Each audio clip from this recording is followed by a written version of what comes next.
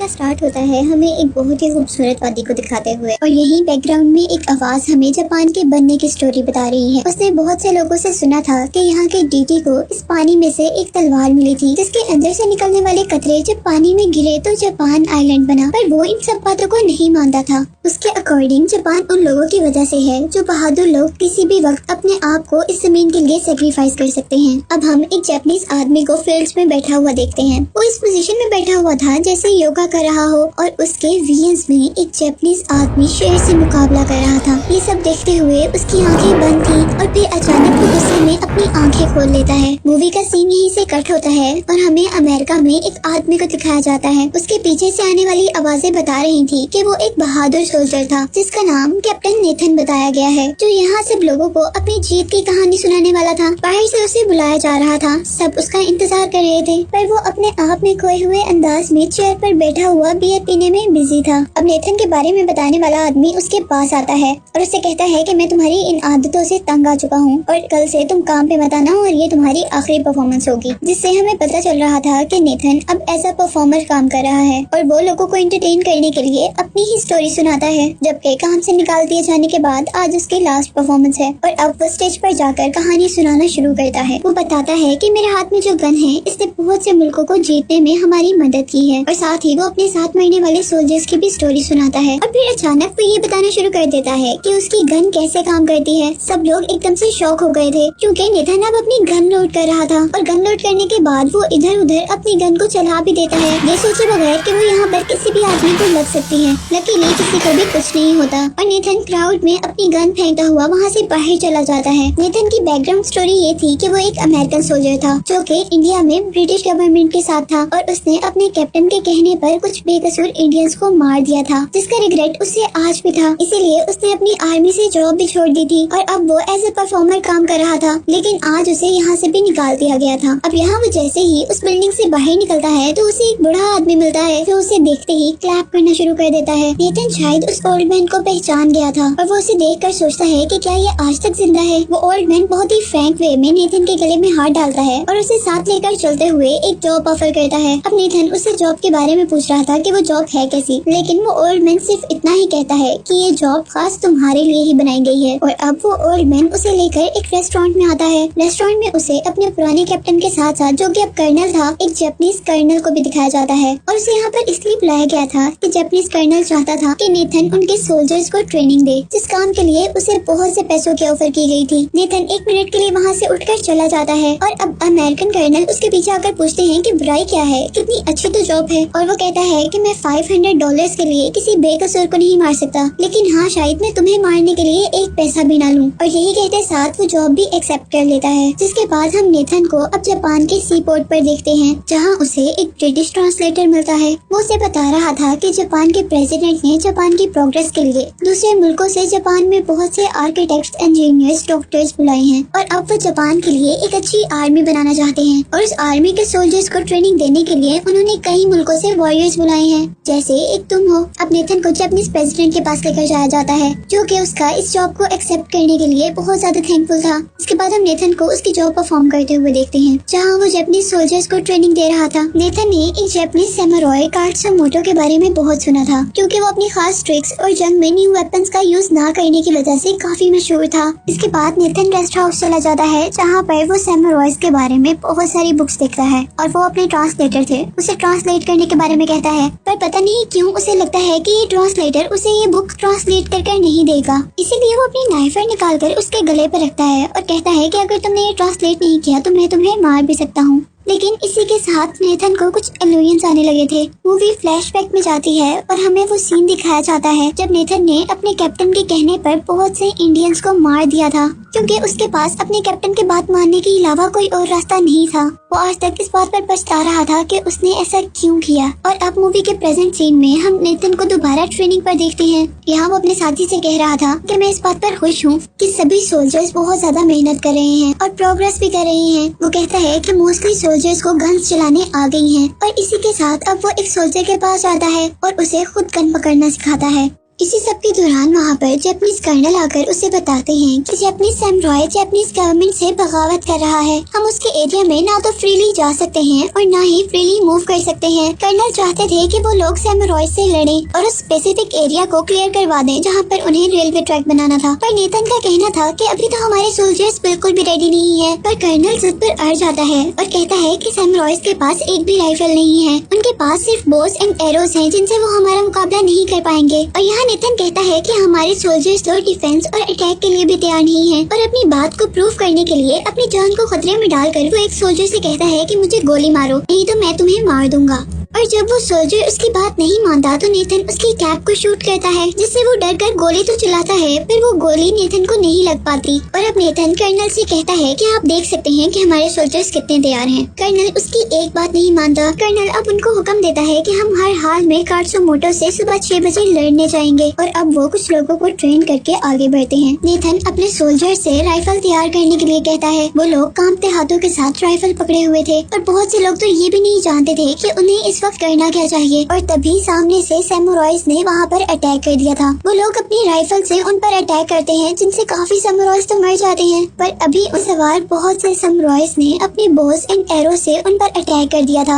यहाँ काफी सारे सोल्जर्स तो भाग गए थे और सैमुराइज अब उनकी तरफ आगे बढ़ रहे थे। यहाँ एक बहुत बुरी जंग शुरू हो गई थी और ऐसा लग रहा था कि न्यू मॉडर्न राइफल्स इन सैमुराइज के आगे कुछ भी नहीं है। यहाँ नेथन के साथ तो सारे सोल्जर्स भाग गए थे, पर नेथन और उसका साथी सैमुराइज की तलवारों से लड़ रहे थे। और तभी एक सैमुराई नेथन के साथी को मार देता है, लेकिन नेथन हार नहीं मानता और वो घोड़े पर सवार सैमुराई से लड़ता रहता है। और अचानक डिस्ट्रैक्ट होने पर वो घोड़े से गिर भी जाता है, पर हार वो अभी भी नहीं मानता और वो सारे सैमुराई से लड़ता रहता है। सैमुराइज का लीडर ये देखकर बहुत ज्यादा हैरान था कि वो अभी तक इन सैमुराई से लड़ रहा था, जबकि उन सैमुराइज में से एक बड़ा सैमुराई नेथन को मारने के लिए आया था। लेकिन इससे पहले कि वो नेथन को मार पाता, नेथन वहाँ पड़े हुए स्पेयर से उसे पहले ही मार देता है, जिसे देखकर अब उसके इर्द गिर्द खड़े हुए सैमुराइज उसको मारने वाले थे। पर कात्सुमोटो उन्हें रोक देता है और अपने साथ उसे जिंदा ले जाने को कहते हैं। गांव आने पर कात्सुमोटो से उसका एक साथी पूछता है कि आपने नेथन को जिंदा क्यों छोड़ दिया और हमें यहाँ क्यों ले आए हैं। और तब कात्सुमोटो कहता है कि हमें आगे बहुत से लड़ाइयाँ लड़नी है और इस काम के लिए हमें अपने बहादुर दुश्मन से कुछ सीखना चाहिए। यहाँ कात्सुमोटो बेहोश नेथन की बुक देखता है, जबकि हमें दिखाया जाता है कि एक लेडी नेथन का इलाज कर रही है। और कुछ दिन बाद नेथन बिल्कुल ठीक हो जाता है और वो अपने रूम से बाहर निकलकर देखता है कि किस तरह ये सैमुराइज बगैर हथियारों के ट्रेनिंग ले रहे हैं और किस तरह वो एक पंचुअल लाइफ गुजार रहे हैं। और अब नेथन को कात्सुमोटो के पास लेकर जाया जाता है, जो कि एक टेंपल में था। जहाँ उनकी इन बातों के दौरान नेथन पूछता है, जंग के दौरान वो रेड सूट में कौन था जो मुझे मारने के लिए बड़ा था, और अब जो लड़की मेरा इलाज कर रही थी वो कौन है। और अब कात्सुमोटो बताता है कि वो लड़की जो तुम्हारा इलाज कर रही है वो मेरी बहन है, जबकि जंग के दौरान तुमने उसी के हस्बैंड को मारा था। वो अपने आप से सवाल करता है कि मैंने उसके हस्बैंड को मार दिया और वो फिर भी मेरा ख्याल रख रही है और इवन उसे खाना भी खिलाती है। अब कुछ देर बाद वो दोबारा टेंपल में जाता है और कात्सुमोटो से पूछता है कि तुम मुझसे क्या चाहते हो, और वो उसे सब सच कहता है कि वो जानना चाहता है कि उसके दुश्मन कैसे लड़ते हैं, उनके दुश्मनों को लड़ना कैसे सिखाया जाता है। वो उससे पूछता है कि जब तुमने इंडिया पर कब्जा किया था तो क्या तुम उस वक्त कैप्टन थे, और वो कहता है कि हाँ मैं मिडिल रैंक कैप्टन था। ये सब बताने के बाद नेथन वहाँ से चला जाता है। वक्त गुजरता रहता है, नेथन यहाँ रहकर बहुत कुछ सीखता है। यहाँ पर नेथन को डिसिप्लिन कर्टेसी का असल मतलब पता चला था। वो देखता है कि लोग कैसे एक दूसरे की मदद करते हैं और कैसे वो लोग मिलकर ट्रेनिंग करते हैं। और यहाँ पर उसने सैमुराई का मतलब भी सीखा था, जिसका मतलब था खिदमत करना, जो कि वो सच में बहुत अच्छे से जानते थे।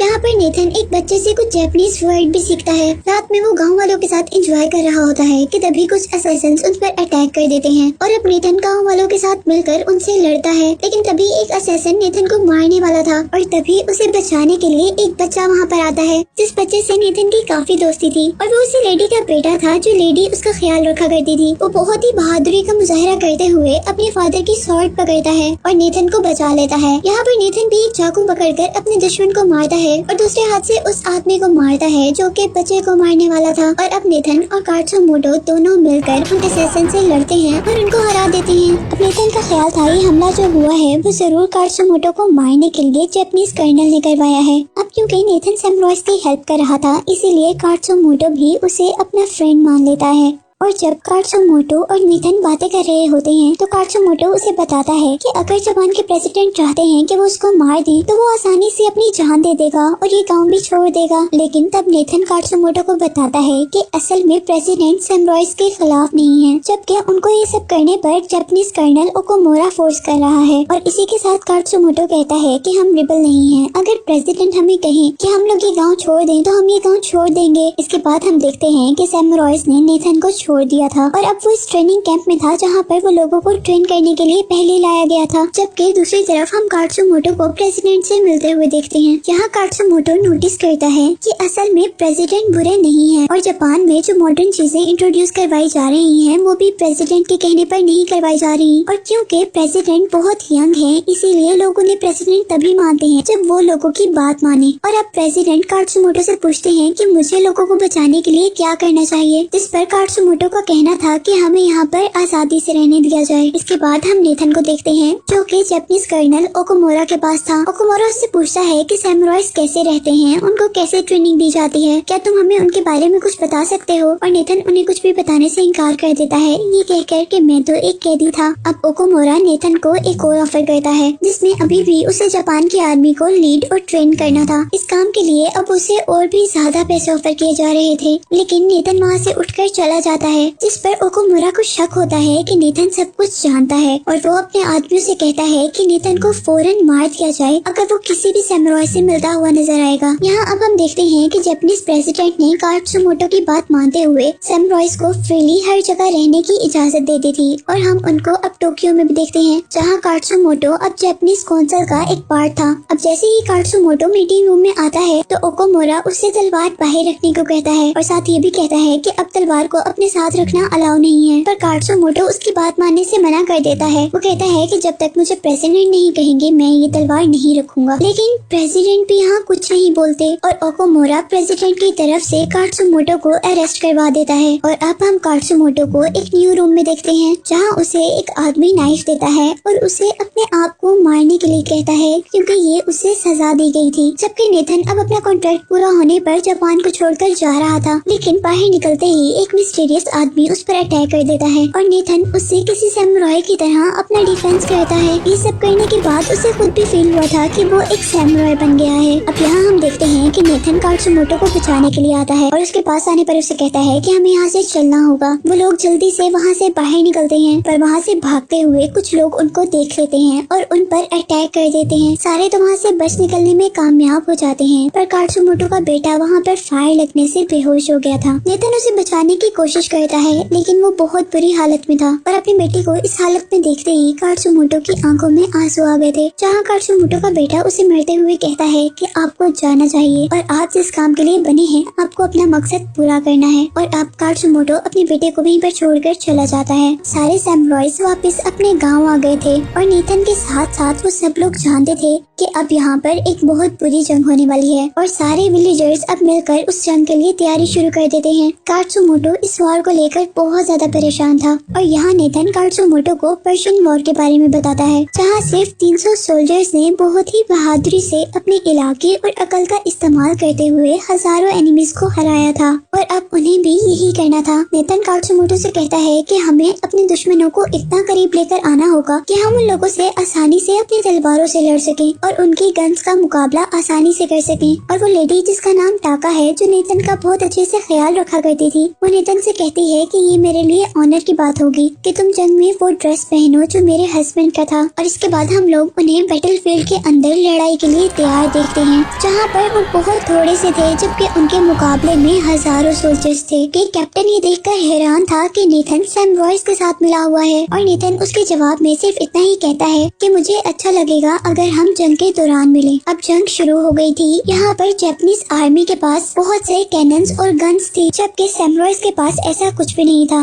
जापानीज आर्मी सैमुराइज पर अपने कैनन से अटैक करती है और सैमुराइज उससे बचने के लिए वहाँ से दूर भाग जाते हैं। असल में ये भी उनके प्लान का एक पार्ट था ताकि वो जापानीज सोल्जर्स को अपने करीब ले आए और उनके उनके प्लान के अकॉर्डिंग जापानीज सोल्जर भी उन्हें मारने के लिए आगे बढ़ते हैं, जहाँ वो देखते हैं कि सैम रॉयस एक शील्ड के पीछे छुपे हुए थे। जापानीज सोल्जर उन पर अपनी गन से अटैक करते हैं और यहाँ अब नेथन सैम रॉयस से कहता है कि हम तब अटैक करेंगे जब वो अपनी राइफल्स लोड करना शुरू करेंगे, और वो लोग ऐसा ही करते हैं। जैसे ही उनकी राइफल लोडिंग का टाइम आता है तो सैम रॉयस उन पर अटैक कर देते हैं और यहाँ अब हर तरफ खून ही खून हो गया था और सैम रॉयस बहुत अच्छे से लड़ रहे थे। यहाँ क्योंकि जापानीज आर्मी बहुत ज्यादा थी और सैम रॉयस बहुत थोड़े, इसीलिए जापानीज आर्मी के मुकाबले अब वो लोग सिर्फ कुछ ही रह गए थे। वो लोग अपने आखिरी दम तक लड़ने का डिसाइड करते हैं और अब जंग के आखिर में कात्सुमोटो बहुत बुरी तरह जख्मी हो गया था। वो ये जंग हारने वाला था। यहाँ कात्सुमोटो को हार देकर जापानीज कैप्टन भी सबको फायरिंग रोकने का कहता है, जबकि कात्सुमोटो अपनी रस्म के अकॉर्डिंग नेथन के हाथ से अपनी ही स्वॉर्ड से अपने आप को मार देता है। ये सैम रॉयस का कस्टम था कि अगर कोई सैम रॉयस जंग हारने वाला होता तो या तो वो खुद अपने आप को मार देता या सैम रॉयस से ही अपने आप को मरवा लेता था। और यहाँ कात्सुमोटो ने अपने आप को नेथन से मरवाया था, जबकि मरते हुए उसकी आंखों में अपने गांव का स्प्रिंग का खूबसूरत मंजर था। सारे जापानीज सोल्जर भी कात्सुमोटो की डेथ पर रिस्पेक्ट में नीचे बैठ जाते हैं। अब यहाँ मूवी के लास्ट में हम देखते हैं कि अमेरिका जाने से पहले नेथन जापानीज प्रेसिडेंट के पास आता है और वो प्रेसिडेंट को कात्सुमोटो की स्वॉर्ड पेश करता है, लेकिन यहाँ ओकोमोरा प्रेसिडेंट को कहता है कि आप ये नहीं ले सकते क्योंकि नेथन एक दुश्मन है और आप दुश्मन के हाथ से कुछ भी नहीं ले सकते। जबकि नेथन प्रेसिडेंट को कात्सुमोटो की वो बात बताता है जब उसने कहा था कि अगर प्रेसिडेंट चाहेंगे तो वो अपनी जान भी दे सकता है। और अब प्रेसिडेंट को भी समझ आ गया था कि असल में ओकोमोरा वो इंसान है जो अपने बिजनेस को बढ़ाने के लिए उसे यूज कर रहा है। असल में जापान को मॉडर्न टेक्नोलॉजीज के साथ साथ अपने कस्टम्स की भी जरूरत थी और वो यहाँ पर कात्सुमोटो की स्वॉर्ड को एक्सेप्ट कर लेता है और अब यहाँ पर वो अमेरिकन से किया गया वेपन्स का कॉन्ट्रैक्ट भी कैंसिल कर देता है और ओकोमोरा को वो अपनी बेवकूफियां बंद करने के लिए कहता है। और स्टोरी अब इस नरेशन के साथ एंड होती है कि नेथन के साथ क्या हुआ होगा। कुछ का कहना था कि वो अपनी जख्मों की वजह से मर गया होगा, जबकि कुछ के मुताबिक वो अमेरिका वापस चला गया होगा। लेकिन कुछ लोग ये नहीं जानते थे कि असल में वो सैम रॉयस के गांव चला गया था, जहां पर वो हमेशा के लिए टाका से मिल गया था। और इसी के साथ ही एक्सप्लेनेशन यहीं पर एंड हो जाती है।